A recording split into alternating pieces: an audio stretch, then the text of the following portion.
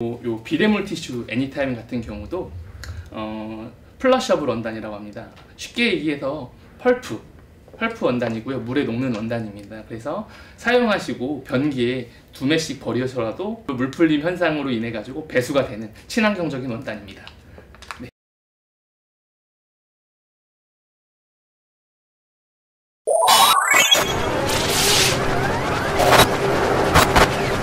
권성동 국민의힘 원내대표가 6.3 대선을 13일 남겨놓은 21일 오후 청주 육거리 종합시장을 찾아 김문수 국민의힘 대통령 후보가 능력과 도덕성 등 모든 면에서 이재명 더불어민주당 대선 후보를 앞서 있다며 막판 역전 드라마를 쓸 수 있도록 충북 도민들의 올바른 선택을 호소했습니다. 권 원내대표는 이 후보의 커피 원두권가 120원 발언과 호텔 경제학 논리를 들어 경기 침체로 어려움이 큰 우리 소상공인들을 폭리나 취하는 사람으로 매도하는 이 후보와 같은 사람이 대통령이 되면 우리 경제가 폭망할 것이라고 주장했습니다. 우리 육거리 족발 사장님한테 한번 제가 여쭤볼게요. 족발 저 사는데 족발 생족발이 얼마 되겠습니까? 저기 가격이 얼마 전에 뭐라 그랬어요? 커피 원두 가격이 120원인데 그거를 커피숍에서 8,000원에서 10,000원에 판다고 이재명 후보가 얘기를 했습니다. 그러면서 그 얘기는 결국 뭐냐? 120원짜리 원두를 사가지고 8,000원 내지 10,000원에 파니까 수십 배의 폭리, 한 20배의 폭리를 취한다는 얘기 아니겠습니까? 그래서 자영업자들을, 대한민국에 있는 자영업자들을 전부 폭리를 취하는 사람으로 만들었어요. 파렴치범으로 만든 사람이 바로 이재명 후보입니다. 그런데 커피 한 잔 만드는데 원두값만 가격 갖고 됩니까? 원두 사는 가격 120원도 거짓말이고 비싼 원두는 1인분에 1,000원짜리도 있어요. 그러니까 120원짜리 원두에다가 저렇게 육거리 족발처럼 가게를 빌리면 어떻게 됩니까? 가게세 내야죠. 그 다음에 종업원 있으면 종업원 인건비 내야죠. 사장님 인건비도 또 내야죠. 그러면은 거기서 이렇게 시장 가격이 형성되는데 마치 원가가 얼마 안 되니까 왜 비싸게 받아먹냐. 육거리 족발을 맛있으면은 유명해지고 전국적으로 유명해지면은 원가 10,000원밖에 안 들어도 10만원 받을 수 있는 겁니다. 그게 바로 시장경제 아닙니까 여러분? 그런데 마치 120원짜리 갖고 10,000원에 팔아먹는 상인들이 도둑놈이다 이렇게 규정한 사람이 누굽니까? 이재명이죠.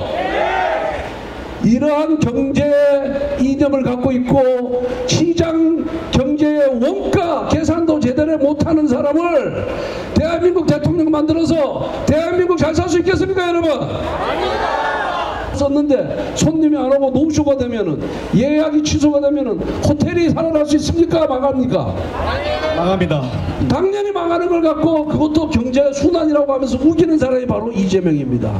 이러한 경제 이념, 경제 이론, 그 다음에 실물 경제를 전혀 모르는 사람이 대한민국의 대통령이 됐을 경우에 기업이 죽고 일자리가 사라지고 시장이 제대로 활성화될 수 있겠습니까 여러분?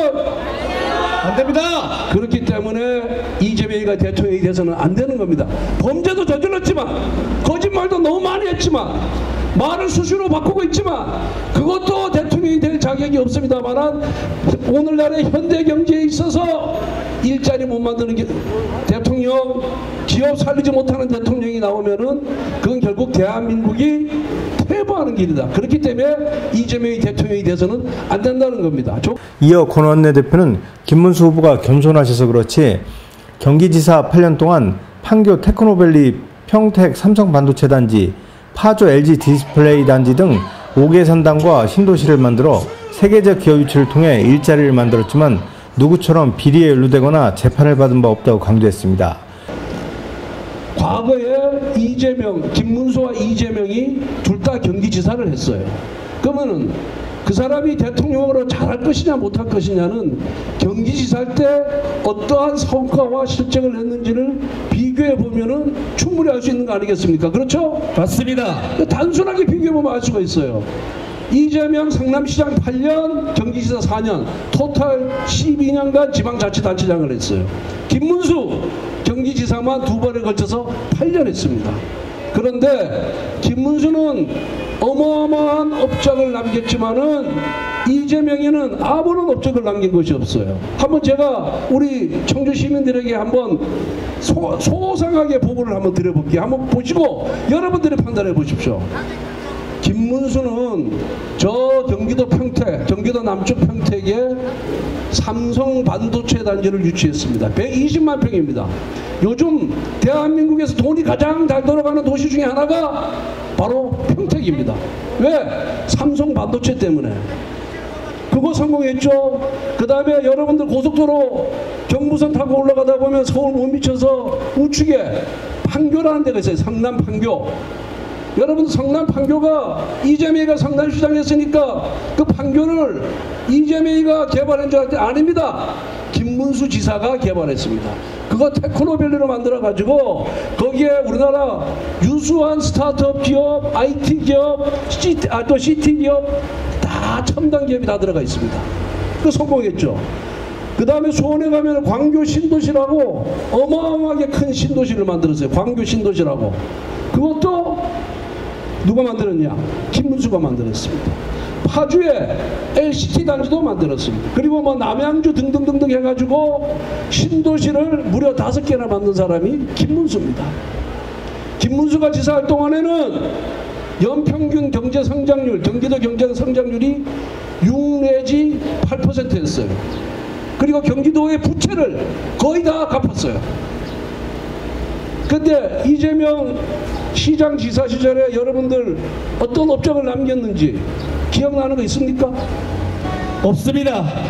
없죠? 네. 기억나는 거 있잖아요. 대장동, 백현동, 그 다음에 또 성남 FC 이런 부정과 비리 사건 기억나죠?